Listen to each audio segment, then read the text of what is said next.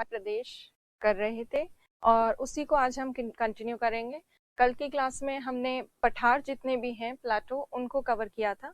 आज की क्लास में हम डिस्कस करेंगे मुख्य पर्वतों के बारे में। पर पर्वतों को देखें उससे पहले इस पेनिनसुलर प्लाटो रीजन को या प्रायद्वीपीय पठारी प्रदेश को रिवाइज कर लेते हैं।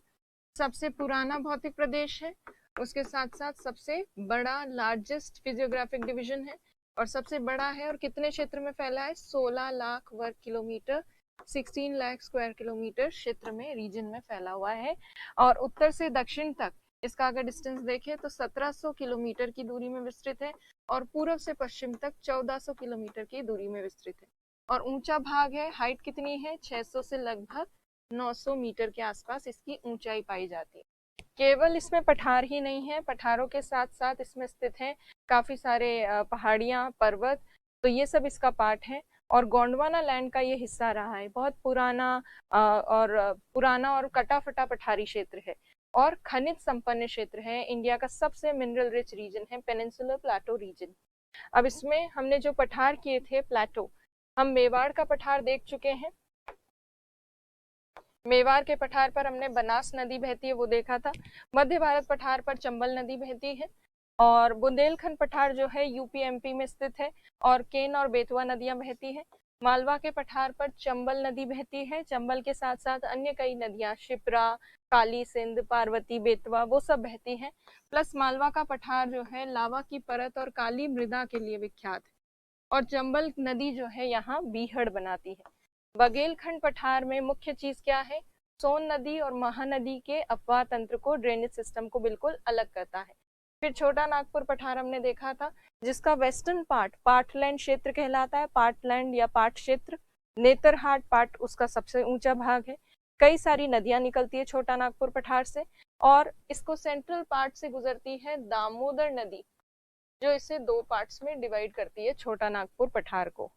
और दामोदर नदी घाटी में क्या मिलता है, कोयला मिलता है, वो भी बिटुमिनस कोयला, काफी उच्च गुणवत्ता का। इसीलिए दामोदर नदी घाटी को रूर घाटी कहते हैं भारत की। और छोटा नागपुर पठार में काफी सारे मिनरल्स मिलते हैं, आयरन ओर, माइका, मैंगनीज और लाइमस्टोन आदि भी मिलते हैं। मेघालय पठार इसी छोटा नागपुर पठार का भाग है और दोनों अलग कैसे होते हैं, राजमहल गारो गैप इन दोनों के बीच में है। किस वजह से बना गैप, मालदा भ्रंश की वजह से, मालदा फॉल्ट के कारण। और मेघालय पठार में आयरन, कोल और उसके साथ साथ यूरेनियम के भंडार भी पाए जाते हैं।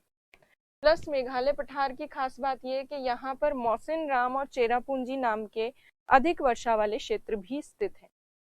कर्बी आंगलोंग पठार असम में स्थित है और मिकिर और रेंगमा पहाड़ियां इसका भाग है। जैसे मेघालय पठार का भाग है गारो खासी जैंतिया पहाड़ियां, वैसे कर्बी आंगलोंग पठार का भाग है मिकिर और रेंगमा पहाड़ियां। दंडकारण्य पठार जो है ये छत्तीसगढ़ और उड़ीसा में है मेनली, कुछ इसका भाग तेलंगाना और आंध्र प्रदेश में भी है। दंडकारण्य पठार को छत्तीसगढ़ वाली साइड क्या कहते हैं, बस्तर, और उड़ीसा वाली साइड इसको क्या कहा जाता है, कालाहांडी का पठार। और इसके ऊपर जो प्रमुख नदियां बहती हैं वो कौन कौन सी है, इंद्रावती नदी बहती है, सबरी, सिलेरू, इस तरह की रिवर्स बहती है। और मेनली जाना जाता है आयरन ओर, लौह के भंडार और बॉक्साइट के भंडार के लिए। और आयरन ओर की, लौह की एक फेमस खान है छत्तीसगढ़ में जिसका नाम है दल्ली राजहरा। और बॉक्साइट के जो फेमस जिले हैं उनका नाम क्या है, कालाहांडी, कोरापुट और बोलानगिर। लास्ट जो पठार हमने कल देखा था वो है दक्कन का पठार, डेक्कन प्लेटो। ये त्रिभुजाकार पठार है, लावा युक्त है और इसीलिए काली मिट्टी यहाँ पाई जाती है। और सामान्य ढाल इस पठार का कैसा है, पूरब की ओर। और तीन पार्ट्स में इसको डिवाइड करते हैं, महाराष्ट्र का पठार, तेलंगाना या आंध्रा का पठार और कर्नाटक का पठार।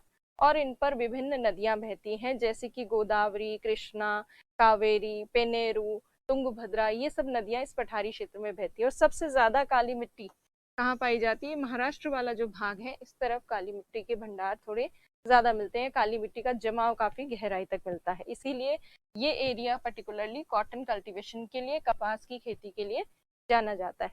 तो ये सब हमने कल प्लाटो रीजन में देखा था। अब हम बात करेंगे आज पर्वतों की। और पर्वतों की यदि बात करें तो कौन कौन से प्रमुख पर्वत यहाँ इसमें से स्थित हैं, तो एक तो है अरावली पर्वत, फिर मध्य भाग में है विंध्याचल पर्वत, उसके नीचे आ जाता है सतपुरा, फिर यहाँ पश्चिमी घाट, फिर बीच में नीलगिरी पहाड़ियां और दूसरी तरफ ये पूर्वी घाट। तो इन सब पर्वतों को एक एक करके देखेंगे। सबसे पहले हम देखेंगे, डिस्कस करेंगे अरावली पर्वत को। तो यही वो पर्वत हैं जो हमने देखने हैं एक एक करके। सबसे पहले अरावली पर्वत को पिक करते हैं। अरावली माउंटेन की लोकेशन यहाँ पे देखिए, गुजरात से होते हुए, गुजरात में पालनपुर गुजरात वाला जो क्षेत्र है वहां से होते हुए दिल्ली में रायसीना की जो पहाड़ियां हैं वहां तक इसका विस्तार है। तो ये है अरावली पर्वत। तो अरावली पर्वत का अगर सामान्य सा आप वितरण देखें, विस्तार देखें, तो कुछ इस तरह से आपको विस्तार देखने को मिलेगा, जो मुख्य रूप से आपको दक्षिण पश्चिम दिशा से उत्तर पूर्व दिशा की ओर दिखेगा। तो अरावली पर्वत नॉर्थ ईस्ट से, साउथ वेस्ट से नॉर्थ ईस्ट की तरफ एक्सटेंडेड है। और अगर इसका विस्तार देखें कि कितनी लंबी है, तो 692 किलोमीटर लंबी है, लगभग 700 किलोमीटर के आसपास इसकी लेंथ है। 692 किलोमीटर लंबी। इसमें से ज्यादातर पार्ट जो है अरावली पर्वत का वो राजस्थान में, ये मान लीजिए राजस्थान वाला भाग, ज्यादातर भाग अरावली पर्वत का ये पूरा जो है ये राजस्थान में, और गुजरात में और आसपास के जो राज्य हैं वहाँ बहुत कम भाग है अरावली का। और आसपास के कौन से राज्यों में है वो देखते हैं। तो देखिए, मुख्य रूप से अरावली पर्वत का विस्तार आपको गुजरात में, राजस्थान में, थोड़ा सा हरियाणा में और दिल्ली तक दिखेगा। तो ये यहाँ पे गुजरात में कहाँ से विस्तृत है? पालनपुर से। पालनपुर गुजरात से यहाँ रायसीना की जो पहाड़ियां हैं दिल्ली में, वहां तक इसका विस्तार है। पहाड़ियां, और ज्यादातर जो राजस्थान में पार्ट है, तो राजस्थान में 692 किलोमीटर में से लगभग 550 किलोमीटर जो इसका विस्तार है वो केवल और केवल राजस्थान में ही देखने को मिलता है। जिस तरह से हमने हिमालय पर्वत में देखा था कि वो एक नवीन वलित पर्वत है, नया बना हुआ पर्वत है, वैसे ये पुराना बना हुआ पर्वत है। हिमालय नवीन वलित है, ये प्राचीन वलित है, पुराना बना हुआ पर्वत है। ओल्ड फोल्ड माउंटेन है ये, ओल्ड फोल्ड माउंटेन, प्राचीन वलित पर्वत। और ये प्राचीन वलित पर्वत कब बना था? तो ये बहुत पहले बना था। ये बना था मुख्य रूप से प्री कैम्ब्रियन काल में, प्री कैम्ब्रियन पीरियड का माउंटेन। जब कोई पर्वत बहुत पुराना होता है तो धीरे धीरे उसका अपग्रशन होता है या उसका अपर्दन होता है, इरोजन होता है, जिसकी वजह से कट के उसकी हाइट धीरे धीरे कम होती जाती है। तो पुराने पर्वतों की हाइट धीरे धीरे कम होती है, और अभी जो नए पर्वत हैं, नवीन वलित पर्वत, जो अभी भी वर्तमान में किसी प्लेट के किनारे पर हैं, उनकी हाइट बढ़ती जाती है। जैसे हिमालय पर्वत अभी भी बढ़ रहा है क्योंकि वो प्लेट की बाउंड्री पर है जहाँ अभी भी फोल्डिंग हो रही है। तो हिमालय तो नया है पर ये पुराना है, और पुराना होने के कारण ही इसकी हाइट धीरे धीरे कम हो चुकी है काफी हद तक। और हाइट कम होने के साथ साथ इसके जो किनारे हैं, उत्तरी और दक्षिणी किनारे, वो भी कटे फटे होते जा रहे हैं, और उसकी लेंथ जो है अरावली की वो भी थोड़ी थोड़ी कम हो रही है। इतना तेजी से नहीं, बट फिर भी काफी कम देखने को मिलती है। पहले अरावली की जब लेंथ बताई जाती थी, दक्षिण से इसका उत्तर तक विस्तार बताया जाता था, तो वो 800 किलोमीटर के आसपास बताया जाता था। पर जो लेटेस्ट वर्तमान में बताया जाता है वो 692 किलोमीटर बताया जाता है इसका विस्तार, साउथ से लेकर नॉर्थ तक। ये कम कैसे हो गया? पहले 800 था, अब ये इतना 700 के आसपास, ये 692 किलोमीटर कैसे हो गया? क्योंकि कटती फटती जा रही है, घिसती जा रही है, और आसपास के क्षेत्र जो है वो वहां से अरावली पर्वत जो है वो कम होता जा रहा है। तो इसी वजह से इसकी हाइट भी कम हो रही है, और इसका जो एक्सपेंशन है वो भी थोड़ा थोड़ा कम हो रहा है। और इसीलिए ये चिंता जताई जाती है अक्सर कि अरावली पर्वत जो है कहीं लुप्त ना हो जाए, कहीं एकदम से जो है वो धीरे धीरे इसी तरह से कटता फटता और कहीं चला ना जाए। और अगर अरावली पर्वत यहाँ से हट जाएगा तो राजस्थान जो है उसकी जलवायु बहुत बड़े स्तर पर प्रभावित होगी। तो कुल मिला के अरावली पर्वत का विस्तार इस तरह से है। पुराना पर्वत है, और पुराने पर्वत का बहुत कुछ भाग जो रिमेनिंग पार्ट है वही आज हमें अरावली के जैसे देखने को मिलता है, वरना वास्तविक पर्वत इससे काफी ऊंचा और बड़ा था। और अभी जो शेष भाग हमें अरावली का दिख रहा है उसको हम कहते हैं अवशिष्ट पर्वत। तो अरावली पर्वत जो है ये अवशिष्ट पर्वत का उदाहरण है, रेसिडुअल माउंटेन का एग्जाम्पल है। रेसिडुअल या अवशिष्ट पर्वत का मतलब होता है कि अपर्दन की क्रिया के बाद जो बचा हुआ हिस्सा होता है उसको हम अवशिष्ट पर्वत कहते हैं। तो अरावली जो अभी हमें वर्तमान में दिखता है ये अवशिष्ट पर्वत या रेसिडुअल माउंटेन है। अब अरावली पर्वत जो है ये राजस्थान में एक जलवायु विभाजक की बड़ी भूमिका निभाता है। उसके साथ साथ अगर हम संपूर्ण भारत में देखें, ओवरऑल इंडिया में, तो ये एक जलवायु विभाजक का कार्य करता है। जलवायु विभाजक कैसे हुआ, तो देखिए इंडिया में ये अरावली पर्वत और इसके साथ साथ यहाँ पर ये विंध्याचल पर्वत को जोड़ लिया जाए ब्लॉक डायग्राम के थ्रू, रियल में ये जुड़े हुए नहीं है, और विंध्याचल के साथ साथ सतपुरा को जोड़ लिया जाए, और सतपुरा के साथ साथ पश्चिमी घाट को अगर जोड़ लिया जाए, तो ये जो ब्लॉक डायग्राम आपको दिख रहा है जिसमें आपको ये पर्वत श्रेणियां आपस में जुड़ी हुई नजर आ रही है, तो ये माउंटेन रेंजेस जो हैं ये इंडिया में महान जल विभाजक का कार्य करती हैं, ग्रेट वाटर डिवाइड का काम करती है। ग्रेट वाटर डिवाइड, महान जल विभाजक।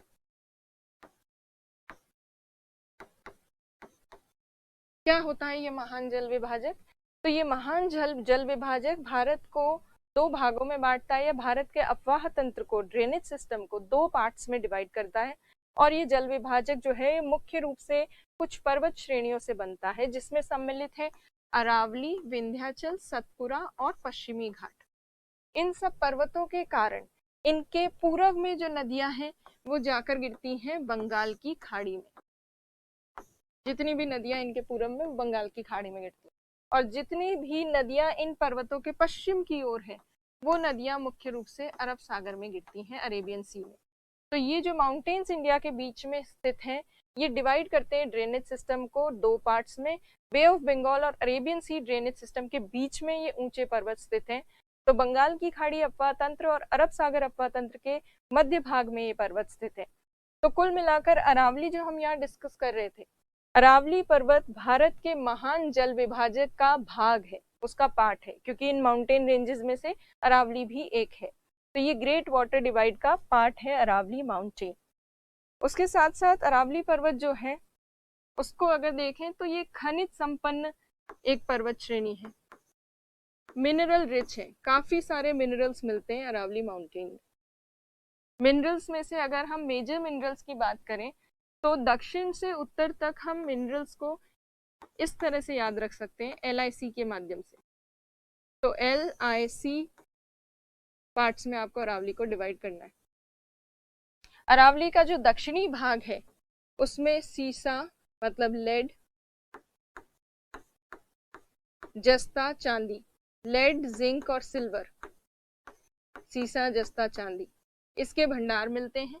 मध्य भाग जो है अरावली का, जयपुर के आसपास वाला और कुछ वो पार्ट, वहां पे आयरन और लौह अयस्क के भंडार मिलते हैं। और जो बिल्कुल उत्तरी भाग है अरावली का, खास तौर पर राजस्थान में उत्तर पूर्वी भाग जो है अरावली पर्वत का, वहां तांबे के भंडार मिलते हैं, कॉपर रिजर्व्स पाए जाते हैं। तो अरावली पर्वत श्रेणी क्षेत्र में LIC मिनरल्स मेनली मिलते हैं, लेड, जिंक, सिल्वर, आयरन और कॉपर के रिजर्व्स। तो ये है मुख्य चीजें अरावली पर्वत से रिलेटेड। तो ओवरऑल इसका विस्तार 692 किलोमीटर, राजस्थान में इसका विस्तार 550 किलोमीटर, पालनपुर से रायसीना हिल्स तक, दिल्ली तक विस्तार है। और LIC, अच्छा इसकी चौड़ाई ज्यादा आपको दक्षिण में मिलेगी, उत्तर में जाते जाते चौड़ाई कम हो जाएगी।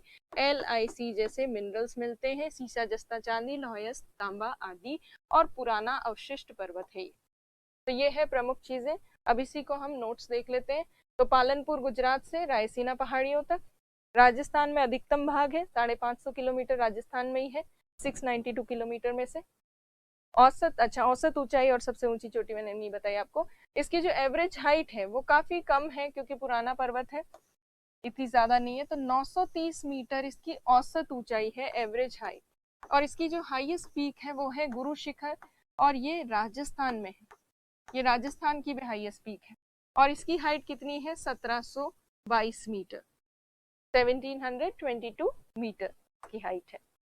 अब ये जो है ये प्राचीन वलित पर्वत है, प्री कैम्ब्रियन काल में बना था, और अवशिष्ट या रेलिक्ट माउंटेन या रेजिडुअल माउंटेन जो है उसका एग्जाम्पल, अवशिष्ट पर्वत का उदाहरण है।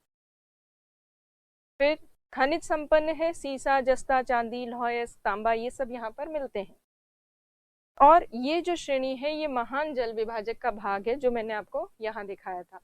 जिस तरह से अरावली पर्वत महान जल विभाजक का भाग है, ये सेम लाइन आप कौन कौन से पर्वतों के बारे में लिख सकते हैं? अरावली, विंध्याचल, सतपुरा और पश्चिमी घाट। इन चारों पर्वतों के बारे में जब लिखेंगे तो आप यही लिखेंगे कि ये भारत के महान जल विभाजक का भाग है, अरावली, विंध्याचल, सतपुरा और वेस्टर्न घाट। अब दूसरी श्रेणी हम डिस्कस करेंगे, या दूसरी पहाड़ियां हम डिस्कस करेंगे, और वो है गुजरात की ये पहाड़ियां, जिन्हें गिर पहाड़ियां कहा जाता है। तो देखिए गिर पहाड़ियां, अब आपको याद होगा जब मैंने आपको बताया था तटवर्ती मैदान वाला भाग, तब यहाँ पे हमने देखा था ये जो पार्ट है गुजरात का, इसे कहते हैं काठियावाड़ प्रायद्वीप, काठियावाड़ पेनिनसुला। ऊपर वाला जो पेनिनसुला है ये गुजरात का कच्छ प्रायद्वीप है, और ये काठियावाड़ प्रायद्वीप है, नीचे वाला जो दक्षिणी भाग है काठियावाड़। और इसी वजह से इनको गिर पहाड़ियों के अलावा इन्हें काठियावाड़ पहाड़ियां भी कहा जाता है, काठियावाड़ हिल्स भी कहा जाता है। तो यहाँ गुजरात के काठियावाड़ प्रायद्वीपीय क्षेत्र में कुछ पहाड़ियां जो हैं उन्हीं को काठियावाड़ पहाड़ियों में या गिर पहाड़ियों में सम्मिलित किया जाता है। अब यहाँ पर कौन कौन सी पहाड़ियां हैं उनके नाम देखते हैं। तो यहाँ मुख्य रूप से गिरनार, उसके साथ साथ मांडव, गिरनार, मांडव, ये सब पहाड़ियां यहाँ पर स्थित है इस काठियावाड़ प्रायद्वीपीय क्षेत्र में, पेनिनसुला रीजन में। और इन पहाड़ियों की जो सबसे ऊंची चोटी है इस पर्टिकुलर पार्ट की, उसका नाम है गोरखनाथ चोटी, गोरखनाथ। तो गोरखनाथ यहाँ की सबसे ऊंची चोटी है। उसके साथ साथ ये वाला जो गिर वाला क्षेत्र है, गिर पहाड़ियां, और यहाँ पर जो है ये गिर पहाड़ियां जानी जाती है एशियन लॉयन के लिए, या फिर एशियन जो शेर होता है एशियाई, उसके लिए। और यहाँ पर गिर नाम का एक राष्ट्रीय उद्यान भी स्थित है। तो जैव विविधता संपन्न है ये क्षेत्र, बायोडाइवर्सिटी आदि के लिए जाना जाता है। और उसके साथ साथ यहाँ पर ये वाला जो रीजन है, यहाँ पर ये जैन तीर्थ स्थल के लिए भी जाना जाता है। जैन जो पिलग्रिमेजेस हैं या जैनों के काफी सारे मंदिर वगैरह यहाँ पर स्थित हैं। तो ये गिरनार की जो पहाड़ियां स्पेशली ये जैन तीर्थ स्थल के रूप में भी जानी जाती है। तो ये काफी इंपॉर्टेंट रीजन है। यहाँ ये पहाड़ियां कैसे बन गई, उसका ये पीछे तथ्य माना जाता है कि ये जो पेनिनसुलर प्लेटो रीजन है, प्रायद्वीपीय पठारी प्रदेश, इसका उत्तर पश्चिमी भाग, खासतौर पर ये जो पेनिनसुला वाला पार्ट है उसका नॉर्थ वेस्टर्न हिस्सा है जिसमें ये पहाड़ियां स्थित है। और यहाँ पर लावा आदि की जो चट्टानें थी उनके अपक्षय से, इरोजन आदि से ये यहाँ पर इतनी सारी पहाड़ियां बनी है, ऐसा माना जाता है। तो ये पहाड़ियां भी आपको ध्यान होनी चाहिए। तो गिर पहाड़ियों में देखिए क्या क्या चीजें सम्मिलित है। तो एक तो है गुजरात के काठियावाड़ प्रायद्वीप में, और ये 3 पहाड़ियां हैं, और उसमें सबसे ऊंची है गोरखनाथ पहाड़ियां। और गिर राष्ट्रीय उद्यान जो एशियन लायन के लिए फेमस है वो यहाँ स्थित है। और जैन के कई सारे मंदिर, तीर्थ स्थल या पिलग्रिमेजेस जो हैं वो भी यहाँ स्थित है। तो हम अरावली देख चुके, गिर देख चुके। अब हम बात करेंगे सतपुरा की, विंध्याचल की, फिर सतपुरा की बात करेंगे, सतपुरा श्रेणी की। तो देखिए विंध्याचल पर्वत श्रेणी। अब विंध्याचल को हम और डिस्कस करें उससे पहले, विंध्याचल एक खंड पर्वत है, ब्लॉक माउंटेन, ब्लॉक माउंटेन, खंड पर्वत। खंड पर्वत बनते कैसे हैं? जैसे मान लीजिए एक लैंडमास है, भूभाग, और इसके ऊपर मान लीजिए कि ये जो हिस्सा है, इस बीच वाले हिस्से पे तो नीचे की तरफ दबाव लग रहा है, और बाकी जो हिस्से हैं उनके ऊपर ऊपर की तरफ, अंदर से आंतरिक भाग से ऊपर की तरफ दबाव लग रहा है, अर्थ के अंदर से प्रेशर क्रिएट हो रहा है, और यहाँ पे ऊपर की तरफ दबाव लग रहा है। तो होगा क्या, या तो ये बीच वाला हिस्सा नीचे धंस जाएगा, या फिर ये होगा कि ये जो दोनों साइड के हिस्से हैं ये ऊपर उठ जाएंगे। दोनों ही स्थिति में जो एंड रिजल्ट हमें देखने को मिलेगा वो क्या होगा, उसमें हमें 2 ऊपर उठे हुए भाग दिखेंगे और बीच का भाग जो है वो धंसा हुआ होगा इस तरह से। तो ऐसे जो पर्वत होते हैं जिनका निर्माण पूरे खंड के एक साथ ऊपर उठने से होता है, तो उन्हें कहते हैं खंड पर्वत या ब्लॉक माउंटेन्स। जैसे फोल्ड माउंटेन्स तो अलग होते हैं। फोल्ड माउंटेन्स कैसे बनते हैं, धीरे धीरे फोल्डिंग होती है, धीरे धीरे इस तरह से वलन पड़ता है और वलन के कारण बनते हैं वो वलित पर्वत फोल्डिंग की वजह से। जबकि ऐसे ब्लॉक माउंटेन्स में क्या होता है, पूरा जो लैंडमास है वो ऊपर की तरफ उठ जाता है, उससे ये इस तरह के ब्लॉक माउंटेन्स खंड पर्वत जो है वो बनते हैं, पूरा लैंडमास ऊपर उठने से। तो ये इसी तरह का एक खंड पर्वत है, ब्लॉक माउंटेन है विंध्याचल श्रेणी।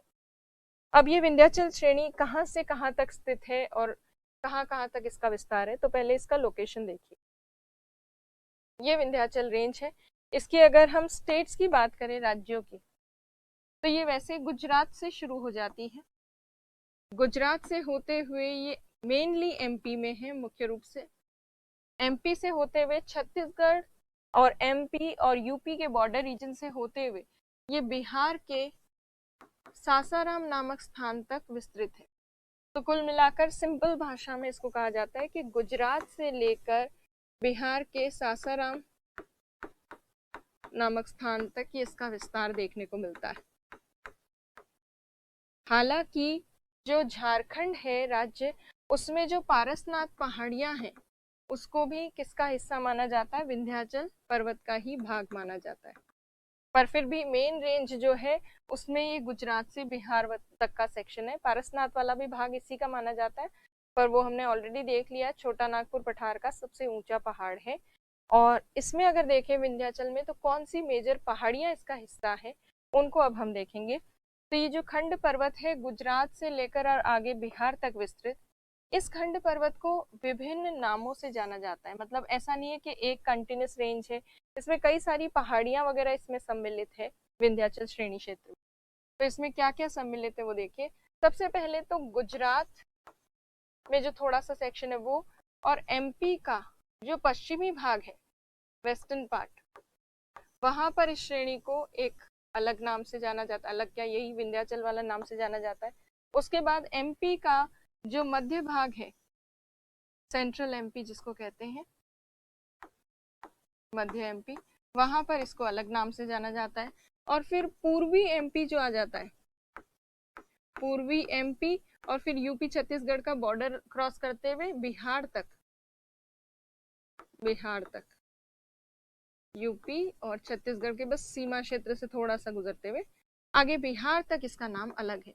अब क्या क्या नाम है इसके वो देखिए। सबसे पहले तो इस श्रेणी को कहते हैं विंध्याचल, विंध्याचल।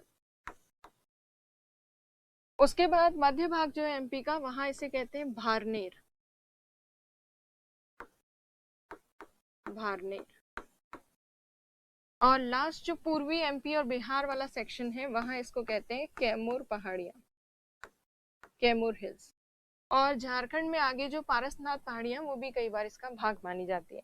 तो मेनली अगर आप देखें तो विंध्याचल, भारनेर और कैमूर जो है पहाड़ियां, वो विंध्याचल का मुख्य रूप से भाग है।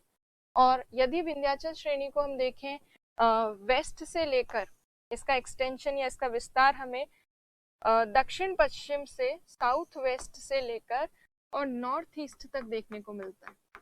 दक्षिण पश्चिम से उत्तर पूर्व तक विस्तृत है। अब कितने किलोमीटर दूरी में विस्तृत है, तो इसका अगर एक्सटेंशन देखा जाए दक्षिण पश्चिम से उत्तर पूर्व तक, तो ये लगभग 1050 किलोमीटर की दूरी में हमें विस्तृत दिखती है। अब इस विंध्याचल श्रेणी क्षेत्र की एमपी में एक सबसे ऊंची चोटी है जिसका नाम है सद्भावना, सद्भावना चोटी। और ये जो सद्भावना चोटी क्षेत्र है, इस सद्भावना पीक को इंग्लिश में गुडविल पीक भी कहते हैं, गुडविल पीक। तो ये सबसे ऊंची चोटी है पूरे विंध्याचल श्रेणी क्षेत्र की। विंध्याचल पर्वत से कई सारी नदियों का उद्गम होता है, कई सारी छोटी बड़ी नदियां निकलती हैं, जैसे केन निकलती है, बेतवा निकलती है, और भी कई सारी नदियां जो हैं उनका उद्गम होता है, जैसे माही नदी निकलती है। ये सब रिवर्स मेनली यहाँ से विंध्याचल माउंटेन रीजन से निकलती है। प्लस सबसे ऊंची चोटी आपने देख ली, ये खंड पर्वत है। पर ये खंड पर्वत जो है ये कौन से पत्थर से बना है, तो ये चूना पत्थर से बना है, मुख्यतः लाइमस्टोन जो होता है उससे बना हुआ ये ब्लॉक माउंटेन है। और लाइमस्टोन से बना है इसीलिए लाइमस्टोन जब मेटामॉर्फाइज हो जाता है, कायांतरित हो जाता है, तो उससे क्या बनता है, संगमरमर बनता है, मार्बल बनता है। और विंध्याचल रेंज की वजह से ही, श्रेणी की वजह से ही एमपी में संगमरमर या मार्बल जो है उसके काफी भंडार देखने को मिलते हैं। और ये जो विंध्याचल रेंज है, इसी विंध्याचल श्रेणी क्षेत्र में एमपी में एक बहुत फेमस स्थान है जिसका नाम है पन्ना। एमपी में जो पन्ना नाम का ये स्थान है, ये जाना जाता है हीरे के भंडार के लिए या डायमंड रिजर्व्स के लिए। तो इस विंध्याचल श्रेणी क्षेत्र में पन्ना नाम का स्थान भी है जो हीरे के लिए विख्यात है, डायमंड रिजर्व्स के लिए फेमस है। और यदि हम विंध्याचल श्रेणी को देखें, विंध्याचल रेंज को, तो नर्मदा नदी घाटी जो है, नर्मदा भ्रंश घाटी जिसको कहते हैं, रिफ्ट वैली, वो विंध्याचल माउंटेन के ठीक दक्षिण में स्थित है। तो यहाँ ये नर्मदा रिफ्ट वैली, नर्मदा भ्रंश घाटी। तो विंध्याचल जो पर्वत श्रेणी है, जो कि एक खंड पर्वत है, ब्लॉक माउंटेन। देखिए ब्लॉक माउंटेन में ऐसे, जैसे मान लीजिए ब्लॉक माउंटेन है, बीच में रिफ्ट वैली, रिफ्ट वैली या भ्रंश घाटी। और विंध्याचल और सतपुरा जो माउंटेन्स हैं, उनके बीच में जो भ्रंश घाटी है, ये भ्रंश घाटी कौन सी नदी की है? नर्मदा नदी। तो विंध्याचल और सतपुरा पर्वत के बीच में नर्मदा भ्रंश घाटी, और विंध्याचल नर्मदा भ्रंश घाटी के उत्तर में स्थित है या उत्तरी सीमा का निर्माण करता है। तो ये कुछ प्रमुख चीजें हैं विंध्याचल पर्वत की।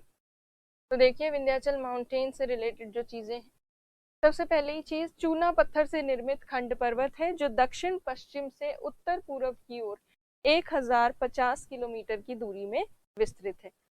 और उसके बाद यदि देखें तो अच्छा, ये एक इम्पॉर्टेंट पॉइंट है, ये उत्तर भारत और दक्षिण भारत को बिल्कुल पृथक करता है, सेपरेट करता है।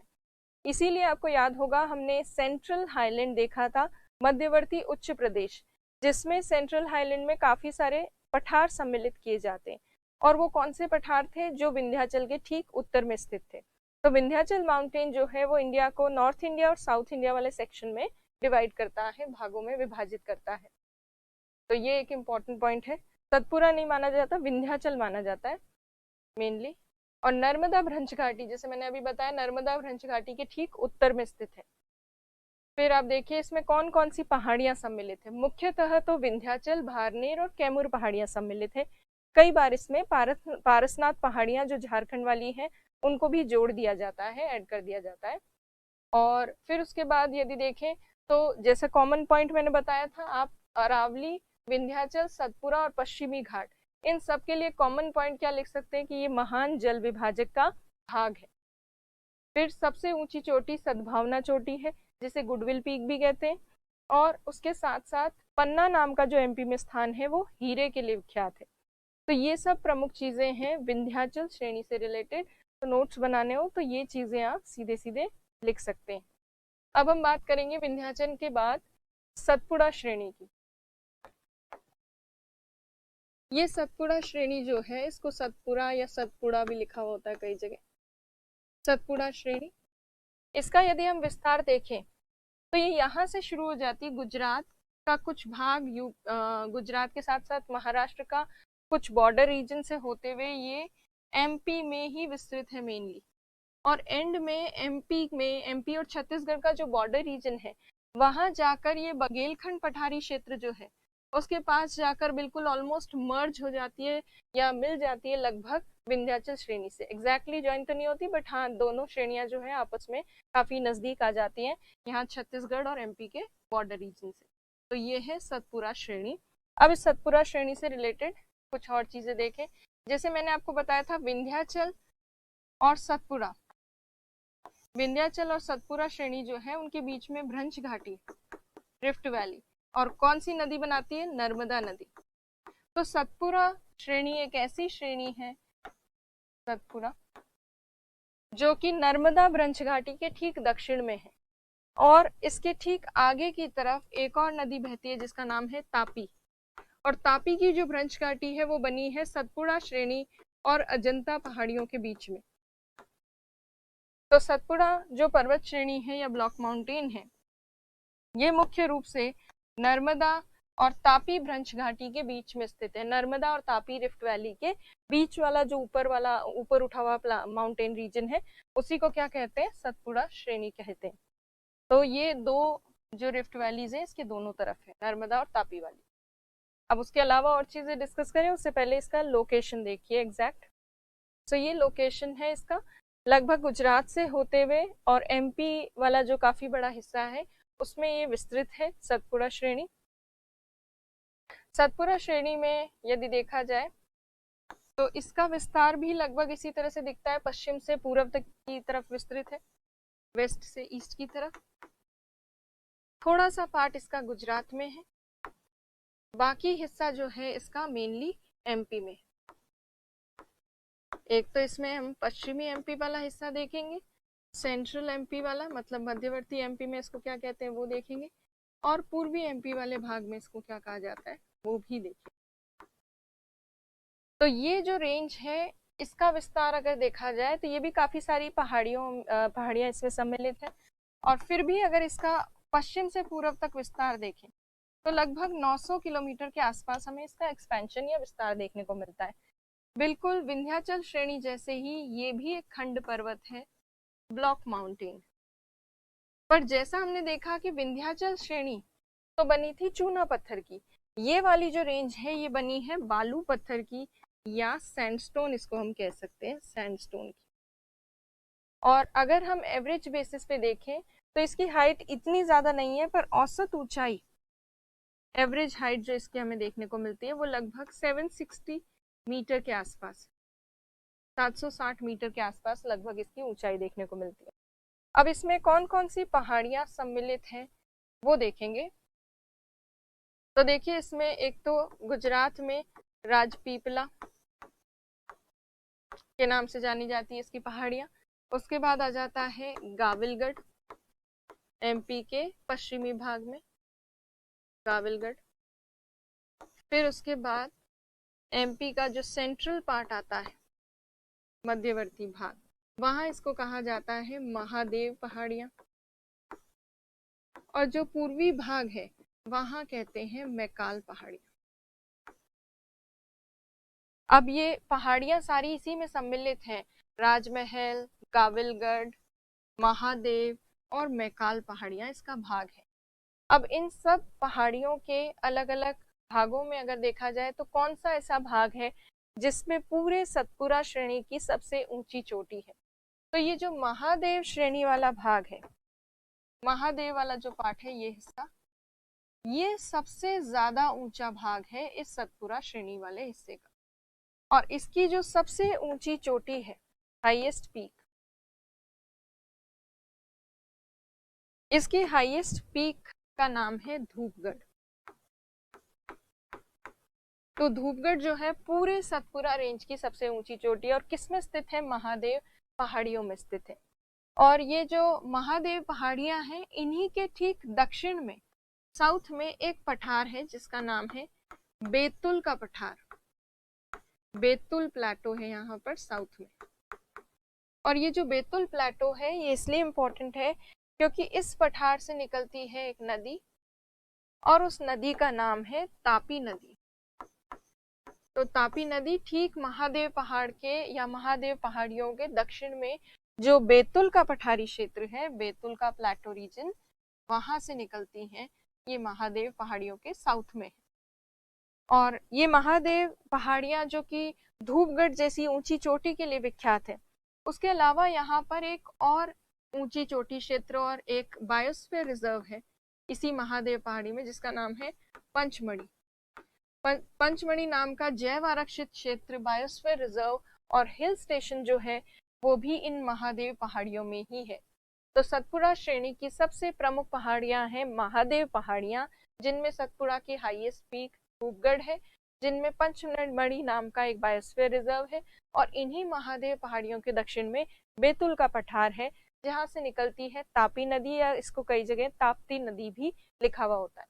उसके अलावा आप देखिए ये जो महादेव पहाड़ियां हैं इसके ठीक आगे जो मैकाल पहाड़ियां हैं, मैकाल हिल्स, इन मैकाल पहाड़ियों की एक सबसे ऊंची चोटी है, मैकाल पहाड़ियों की, सतपुड़ा श्रेणी की नहीं, केवल मैकाल पहाड़ियों की सबसे ऊंची चोटी की बात हो रही है। इनकी सबसे ऊंची चोटी है अमरकंटक, और अमरकंटक जो मैकाल पहाड़ियों की सबसे ऊंची चोटी है वहां से दो प्रमुख नदियां निकलती, एक तो निकलती है नर्मदा नदी, नर्मदा, और दूसरी प्रमुख नदी जो निकलती है वो है सोन नदी, जो आगे जाकर गंगा नदी से मिलती है। तो सतपुरा श्रेणी की जो पहाड़ियां हैं, जैसे मैकाल पहाड़ी से दो नदियां निकल रही है, नर्मदा और सोन, जबकि इस सतपुरा श्रेणी के ठीक दक्षिण में एक पठार से निकल रही है तापी नदी। तो जैसा मैंने बताया था कि ये सतपुरा श्रेणी जो है ये तापी नदी और नर्मदा नदी के बीच में है, और तापी और नर्मदा नदियां जो है इसी पर्वतीय क्षेत्र से या इसके आसपास वाले क्षेत्र से निकलती हैं। तो ये प्रमुख नदियां हैं इसके आसपास वाले क्षेत्र में। तो ये है मुख्यतः सतपुरा श्रेणी की मेन चीजें। तो यह श्रेणी पश्चिम से पूर्व तक लगभग 900 किलोमीटर दूरी में विस्तृत है। राजपीपला, गाविलगढ़, महादेव, मैकाल जैसी पहाड़ियां इसका भाग है, और महादेव पहाड़ियों में धूपगढ़ और पंचमढ़ी जैसे क्षेत्र हैं, और बैतुल का पठार इनके ठीक दक्षिण में है जहां से तापी नदी निकलती है। मैकाल पहाड़ियों की ऊंची चोटी अमरकंटक से सोन और नर्मदा नदी निकलती है। खंड पर्वत है और बालू पत्थर से बना है, और औसत ऊंचाई लगभग इतनी है 760 मीटर। तो ये मेन चीजें हैं सतपुरा श्रेणी की। तो देखिए अभी जो हमने डिस्कस किया वही यहाँ लिखा है। बालू पत्थर से निर्मित खंड पर्वत जो पश्चिम से पूर्व तक 900 किलोमीटर की दूरी में विस्तृत है। औसत ऊंचाई 760 मीटर। सबसे ऊंची चोटी है धूपगढ़, नर्मदा के दक्षिण में और तापी के उत्तर में, नर्मदा और तापी के बीच में है सतपुरा श्रेणी। फिर राजपीपला, गाविलगढ़, महादेव, मैकाल, ये इसके अलग अलग पहाड़ियां हैं जो इसी में इंक्लूडेड है, इस रेंज में सम्मिलित है। फिर है महादेव पहाड़ियों में धूपगढ़ नाम की सबसे ऊंची चोटी है, 1350 मीटर है धूपगढ़ की ऊंचाई। और पंचमढ़ी नाम का एक बायोस्फीयर रिजर्व भी है जो एक हिल स्टेशन भी है। जबकि मैकाल पहाड़ियां जो है उसमें अमरकंटक नाम की एक ऊंची चोटी है जिसकी हाइट लगभग 1036 मीटर है, और इसी अमरकंटक से निकलती है सोन और नर्मदा जैसी प्रमुख नदियां। फिर है महादेव पहाड़ियों के दक्षिण में बैतुल का पठार है, और बैतुल के पठार से कौन सी नदी निकलती है? तापी नदी निकलती है। तो आज हमने ये जो प्रमुख पठार पर्वत है, माउंटेन्स, इनमें से हमने अरावली माउंटेन कवर किया, हमने विंध्याचल कवर किया, हमने सतपुरा देखा, और हमने ये जो पहाड़ियां हैं यहाँ पर जिन्हें हम गिर पहाड़ियां या काठियावाड़ पहाड़ियां कहते हैं वो देखी। तो जो प्रायद्वीपीय पठारी प्रदेश है, पेनिनसुलर प्लेटो रीजन, उसकी जो उत्तर भारत में पहाड़ियां हैं या पर्वत हैं वो हमने आज देख ली। कल की क्लास में हम जो दक्षिण भारत में पहाड़ियां या पर्वत हैं उनको देखेंगे। और दक्षिण भारत में कौन कौन से पर्वत रह जाते हैं जो हमें डिस्कस करने हैं, वो है पश्चिमी घाट, नीलगिरी पहाड़ियां और पूर्वी घाट। पूर्वी घाट, तो इनको हम कल की क्लास में डिस्कस करेंगे एक एक करके। तब तक आप इन 4 पर्वत भागों को रिवाइज कीजिए, इनके नोट्स बनाइए, इनको लर्न कीजिए अच्छे से। Thank you.